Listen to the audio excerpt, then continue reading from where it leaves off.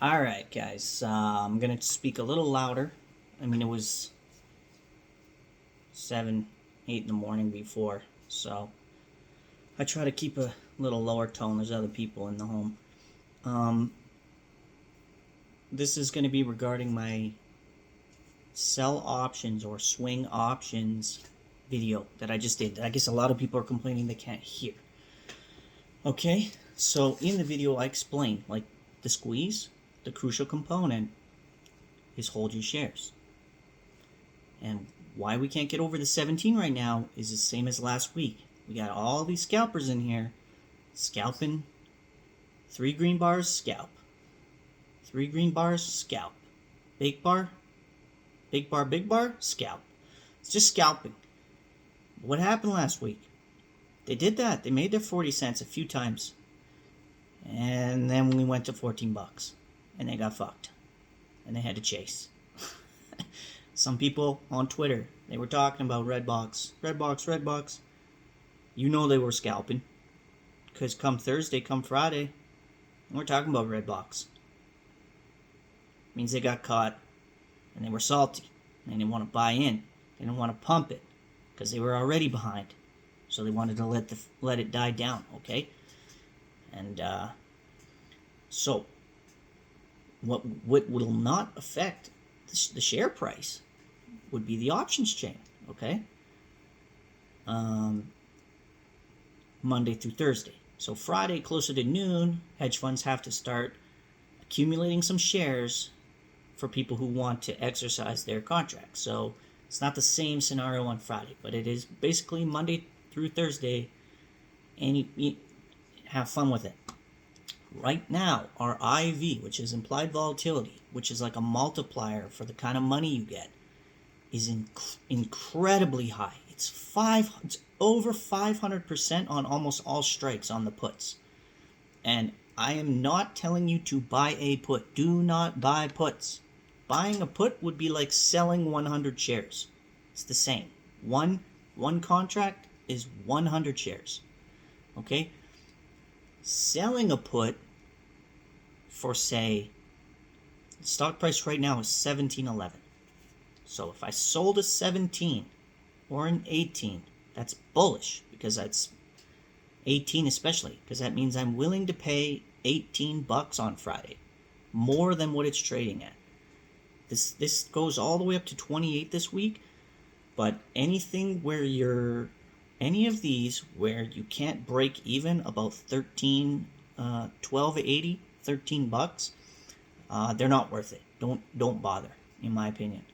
You want to have your break even this week around 12.50 to 13 bucks if possible. And break even means if I sell, if you look on the options and you sell 17, someone will pay you right now about 4 bucks. So 17 minus 4 is $13. So for sure you've promised somebody out there on Friday you'll pay 17 bucks a share times 100 shares for every contract you sell. They're going to pay you 4 bucks. So as long as that stock on Friday is over 13 bucks, all you did was profit. Easy money. It'd be a tough task for shorts to get us back to 13 next week. But the IV at 500% says they still could do it. Or at least the CBOE is confident that they could do it. Otherwise, they probably wouldn't be paying that. They'd probably be paying 200%, 100%. Okay? So, ideally, the best bang for your buck is to sell it wherever it's at. And you want to do that after they short it. So you can see throughout the day, we went to 18.20 and then boom, boom, boom, 3 massive red sticks. And it followed by one little red bar, okay? You wait for that one more bar so that options have a time to adjust. They're not going to adjust. Through the computer they will adjust, but also by people buying and selling because they have a bid and an ask spread, just like the stock does. You need it to adjust. So don't be Don't be trying to catch the bottom, the bar. Just let it happen, let it adjust, and then sell, because you probably know it's probably going to recover after that. Okay, this is just, in most scenarios, we can see that it recovered after that, and then boom, boom, boom, they did it again, and then recovered, drop, recovered, drop. So rather than worry about your shares and losing your position there and taking pressure off of the shorts, who that's what they want shares. Rather than worry about that, you hold your shares. Not financial advice. This is what I'm doing. And you sell the options. I'm up over $6,000 today selling the options, selling the puts when it goes down. Then when the price goes up, I close them by buying to close. You buy your own put back, okay, from someone else. And then the exchange just washes them, okay? You can also do like a spread, a further away spread. Like right now, I have, and I haven't closed them, I have 5 contracts for $12 and 5 contracts for $13. And I was paid $1.18 on the 13, meaning my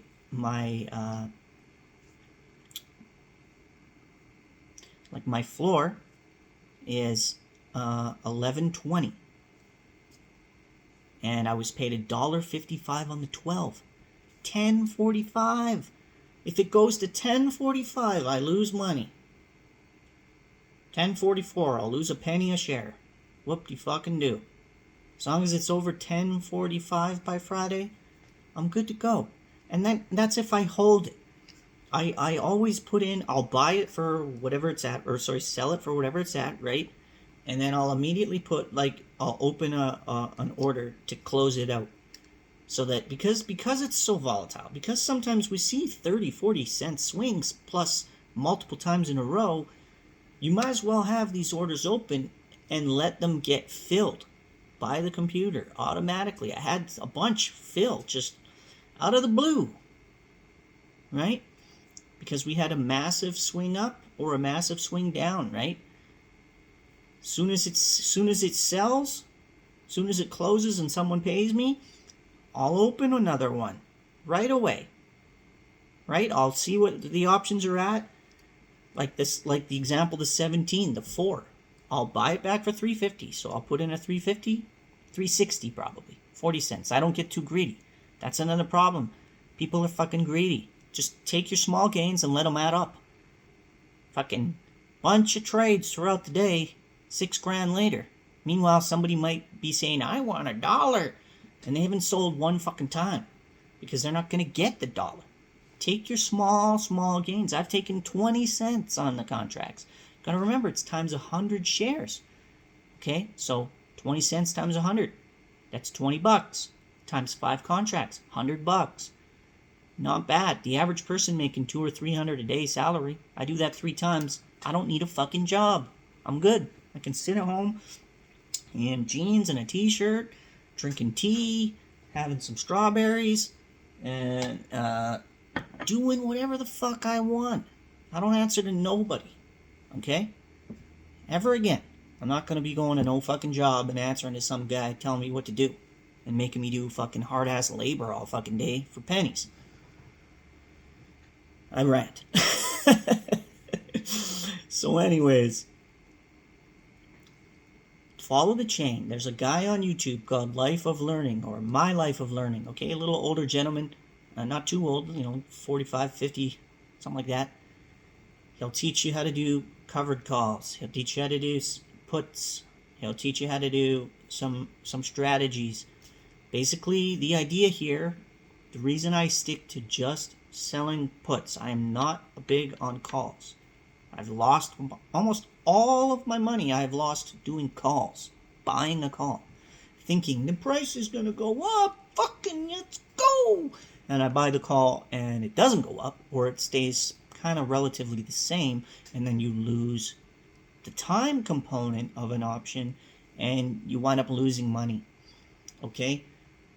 I bought 5 calls on Friday because I knew this was going to go up today because of how the options were. I would not buy them on a Monday, Tuesday, Wednesday, or Thursday. Friday, I'll consider it. A very small amount. Very small. 500, 300, 500 bucks. That's it. I'm not gambling away all my money that I'm working hard for every day to get, okay? So the reason I stick to selling the puts is because I get to choose a price that I'm okay buying Redbox at if I have to hold it. So 17 bucks, that's like, in all honesty, I don't want to pay 17 because I've been here since 6. It's a fine price. You would buy GameStop at 17 if you knew it was going to 400. You'd buy it at 200. I bought Tesla at like 700, 800, 1300. It's just those days are a little behind me. I have my position. I'm holding that, and I'm just selling the puts, and then closing them out when I'm ready. Because I've got my position. I'm already set. I've had a bunch trimmed. That's the money now that I'm willing to risk, and it's quite a bit of money, to be honest, because I'm pretty confident in the play. So that's why I've got the 12 and the 13s that I haven't even really bothered to close. Very comfortable paying $10.50 and fucking $11. Even 17 though. 17 minus 4 is $13. At the end of the day, I'm probably comfortable if Friday comes and it's 13 somehow. That just means we traded sideways. Because last Friday, just a few days ago, we closed at what? 13.20, right? If we closed at 13.20, 13 this week, what's the difference, right? But again, anything over 13, I'm making money. Anything over 17, I'm out. That person is keeping their shares. I'm not going to be getting any shares. I just keep my $4 per share times my 5 contracts, right? 500 shares. Like one contract is 100, so 5 contracts is 500. 500 times 4, that's $2,000. $2,000 I'll make selling a $17 put and getting paid $4. I'm not buying a put. What's going to happen is after we moonshot, okay, after we're fucking in the hundreds, I'm going to come out and I'm going to let you guys know I sold my shares and I'm buying puts because this is going to crash down a little bit. I have only done it a few times. I don't even like to do it. The whole market is fucked because of short sellers, and that is what short selling is: buying puts and then borrowing shares and selling them to the market to drive the price down because the demand is less than the supply, or the supply is more than the demand, right? So there's too much, so the stock falls because the demand isn't there. But we're going to make money on the way up here, and we're going to make money on the way down, but we're not even near that. When we're in the 3 digits, I'm going to consider it, but it's such a small float, it's going to be risky. If you short it at 100 and it goes to 400, you're going to get a margin call right fucking quick, and you're going to pay 400 a share. So I am definitely intimidated to short this thing at any level. The people that shorted it at 4 or 6, they're probably already been margin called if they're retail. We're up. You shorted at 4 and we're almost 18. 4, 8, 12, 16, that's 400%. 6, 12, 18, that's 300%. You know, I doubt they have that kind of fucking capital to cover that short position without being margin called. So hopefully you can hear this better. Hopefully, again, it's probably in one ear, out the other, but what I would recommend is you just watch my video 2 or 3 times. Yeah, that's a lot, and you're going to be sick of my voice. It's probably like nails on a chalkboard. But that's what I had to do with the My Life of Learning guy. Because even him, when he was talking, and he wasn't even talking as fast as me, it's in one ear, out the other. I'm not about to spend 5 hours doing YouTube videos showing you screens and stuff. I wrote it in the, I'll write it in the description, basically how it works a little bit, so you can read it there. Just with experience, it's gonna come with experience. It'll be like second nature once you start swinging the options chain. Okay, and again, you don't have to do right at the money. You can do out of the money. You could do $28 if you think this is going up this week. 28, you could do 28. It's just, to me, the value isn't there in that number. I opened this morning. I tried to open one for $19, which would have meant fuck, I can't even talk. Which would have meant that I was, come Friday, I was safe all the way to $9. Okay.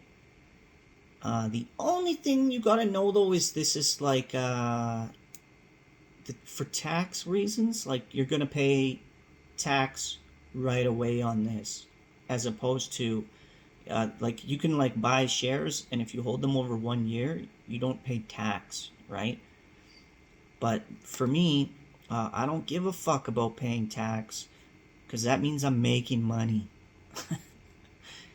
Holding and not making money and not paying tax isn't a benefit. Making money and having to pay a little bit of tax means you're making money. So don't, I wouldn't worry about it. It's just something I wanted to mention in case someone was going to ask. It's in the video. Hopefully you can hear me here. Otherwise, I don't know what's up. Maybe it's my phone. And that was a long video to talk if you can't hear me. Cheers.